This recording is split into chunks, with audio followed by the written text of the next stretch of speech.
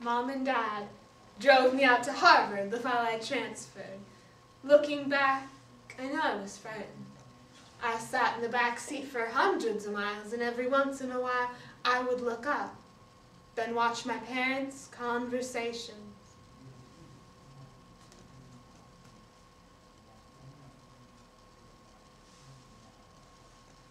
Yes, Mom?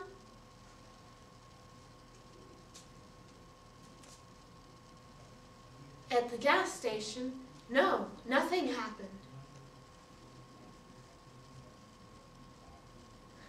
Yes, Mom, everything is fine. She was still staring at me.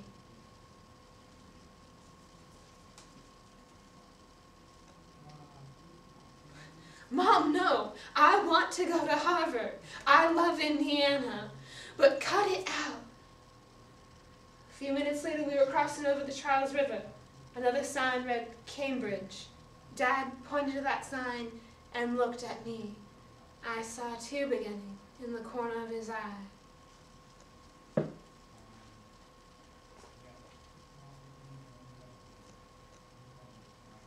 My father was proud of me, so proud. Words can change the world. What do you have to say? What do you have to say when communication becomes irrelevant? What do you have to say when hearing is no longer an option? What do you have to say when all that's left to say it with is your hands? These are the difficulties faced by the deaf community. Luann Walker explains in her memoir about growing up with two deaf parents, yet herself being part of the hearing environment. This gives us an example of the hardships and the hopes of living in both worlds. A Loss for Words by Luann Walker. As my mother gave the final push that landed me into the world, Dr. Douglas, her obstetrician, stood up, looked at her, and made the sign of an hourglass. That was his way of telling her that she'd had a baby girl.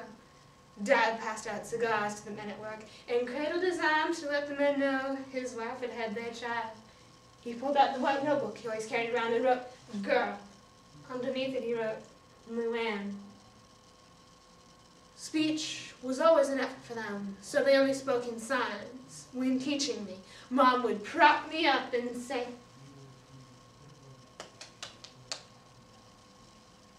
"I love you." As soon as I began to sign and talk, I became my parents' guide. Yet, they hated it so.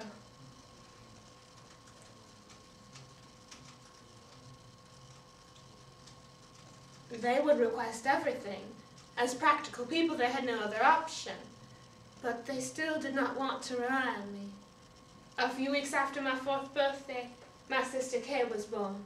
There was no question of sibling rivalry. Kay was mine.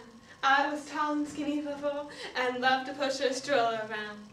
A cousin told me, "Now you look to her. You look after her because your mommy and daddy care." Soberly, I followed these instructions. In the 5th grade, I won the school spelling bee. The next step was getting ready for regionals. Mom was more than eager to help, until she realized she couldn't pronounce any of the words.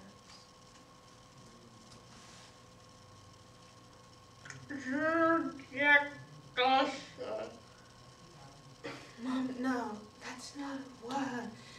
Watch my lips. Judicious.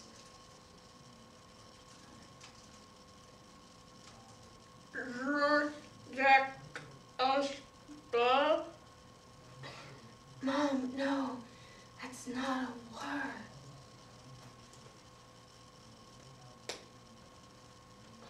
Mom, no, you're not stupid.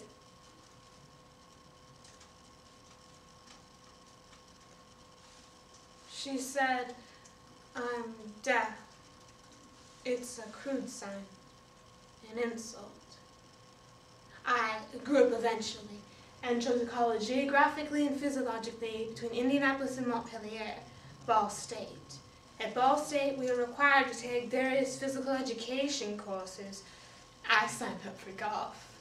Dad had played a few practice tournaments, So one weekend when I was home from summer school, he took me to the driving range to practice. He would mostly stand in the corner, letting me experiment on my own. "Hello, girlie. You just held that glove differently, see? Your hands and your posture, they're all wrong." Doing it what I was taught at school. Thanks just the same. "You know, girl, let me show you something. You should be putting your hands like this." "I'm fine on my own, thank you. If you don't mind, I'll go back to playing by myself." "You know, you don't play the game right, you don't enjoy it. You know what I mean? Here, honey, let me show you how it should feel." Dad started walking over. He tells me I swing wrong. He says he's a golfing pro. "Like this. It should feel like this." He was pressing up hard against me from behind. This wasn't the friendly, romantic gesture you see in the movies. There. That was an awful shot. No, girl, that's not how I showed you. No! Leave me alone. Dad, let's go home. In the car, we didn't speak much. I think Dad was a little embarrassed that he couldn't protect his daughter from such unpleasantness. I never mentioned the incident again. That's Thanksgiving at Harvard. Another transfer student invited me to dinner with her family. So I made my first phone call home and talked to Kay. But then she said she was passing the phone over. I heard shuffling on the other end.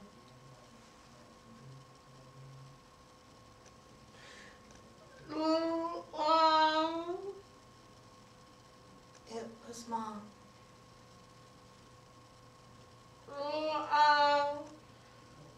"I love you. I miss you."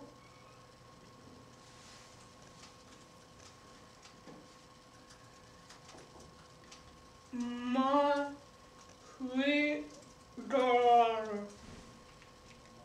I love you. Your Daddy." For my senior honors thesis, I chose a topic rarely treated in literary essays, the confessional novel. I wrote about my other deaf relatives, about the golfing pro, about children making pretend gestures and adults staring. With each story I cried.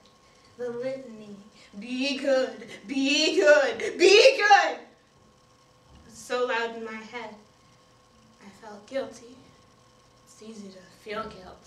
It's hard to absolve yourself from it. All my life, I had been dutiful, obedient, shy, quiet, but now the venom was whirling inside me. My rage was coming out.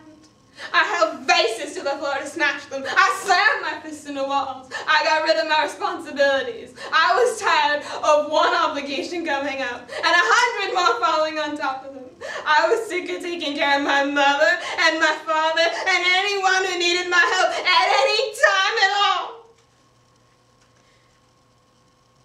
I was becoming an automaton. I realized I'd have to reconstruct myself, so I went back to being a child again. The drive home passed, and a few days later my father took me to the Indiana State School for the Deaf. All across the campus were grand buildings and noble inscriptions. "Truth is beauty. Seek the truth, and ye shall find it."